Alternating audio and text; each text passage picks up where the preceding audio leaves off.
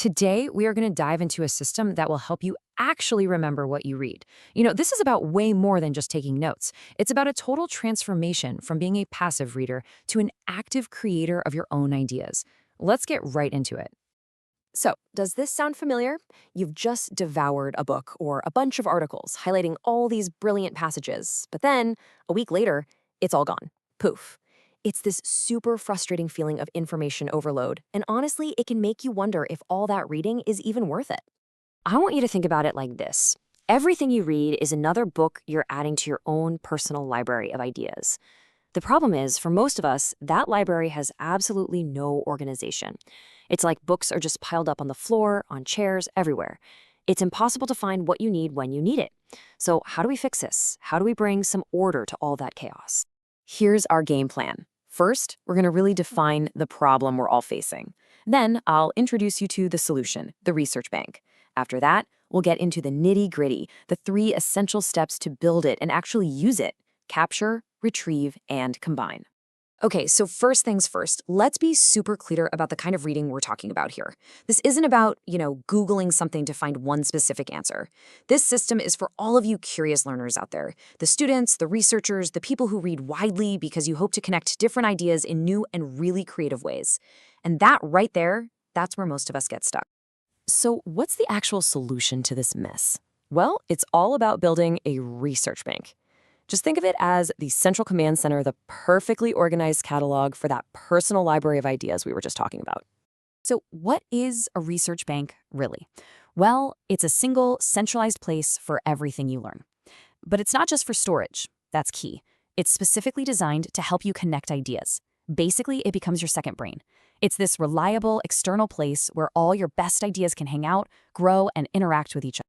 And why should you do this? Well, there are 3 core benefits, and honestly, they're absolute game changers. First, you'll actually stop forgetting what you read. That's because you're going to be actively engaging with it, not just letting it wash over you. Second, you are going to start making these surprising creative connections between ideas you never even thought were related. And third, you'll finally have one single trusted place for everything you've learned. No more hunting around. All right, let's get practical. Step 1, capture. The goal here is really simple. You need to collect ideas systematically, and this is the most important part, with 0 friction. Because let's be real, if it's a pain to save an idea, you're just not going to do it. Now, this workflow might look like a bunch of specific apps, but the principle is what really matters. First, you use a Read It Later app to save anything interesting with just 1 click. Then, later, you read and highlight the good stuff. Now, here comes the magic part. A syncing service automatically grabs all those highlights and sends them directly into your main note-taking app, your research bank. The specific tools you use, they don't matter nearly as much as having that automated, frictionless process in place. Now, it is so crucial to get the mindset right for this stage. You are not trying to become an expert on every single thing you save. You're a collector. Your only job is to grab ideas that spark something in you, a little flicker of curiosity, a tiny hint of creativity. The deep thinking? Don't worry, that comes later. Okay, you've captured all these amazing ideas. Now what?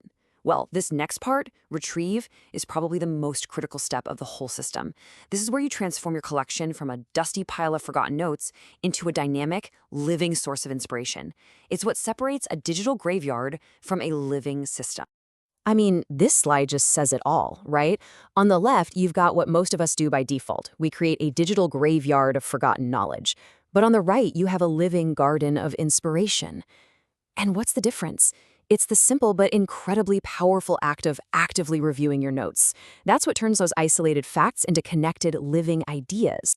So how do you actually do this active retrieval stuff? Well, there are 2 really powerful ways to go about it. First is the project-based review. Let's say you're starting a new essay on, economic resilience. You just search your whole bank for keywords like economy or risk, and you just see what comes up. You're looking for those amazing aha moments where a note from 6 months ago suddenly just clicks. The second method is a bit more systematic, called the slipbox system. Think of this like a regular gardening session for your ideas. Every few months, you sit down and intentionally organize your notes into major themes, and you end up creating this incredible web of connected knowledge. And here's a great example of what that slipbox structure can start to look like. And the keyword there is start. You don't decide these categories ahead of time. They actually emerge as you work. So as you review your notes, you might notice a few are about statistics, a couple touch on the mind-body connection, and another is about something called extreme value theory. You suddenly realize, hey, these all kind of connect to this bigger idea I'm exploring about wisdom. So boom, you create that as a main topic. This simple act forces your brain to see relationships between ideas that you might have captured months apart. It's active learning in action. Which brings us to our final and honestly, the most exciting step: combine.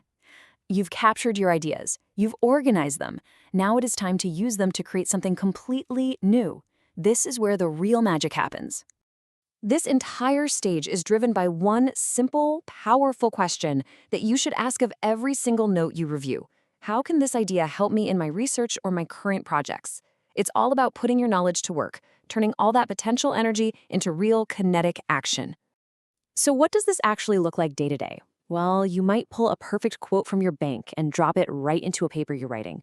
Or maybe you use a fascinating story you saved to make a point clearer when you're explaining something to a friend. You could even bring these ideas up in conversations. The whole point is to actively play with your ideas, to use them like Lego bricks to build new things. And this, right here, this is the ultimate payoff. This system isn't really just about being more organized. That's just a nice side benefit. It's about deliberately training yourself, developing the skill of connecting abstract ideas. Because that ability is what truly elevates your thinking and sets you apart, no matter what it is you do. So, when you put it all together, capture, retrieve, and combine, you're making this fundamental shift.